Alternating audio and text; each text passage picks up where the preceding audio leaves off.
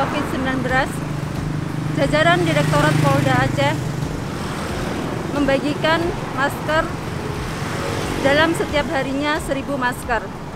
Dan kami juga turut mendukung program pemerintah dalam gebrak masker untuk mencegah penyebaran COVID-19.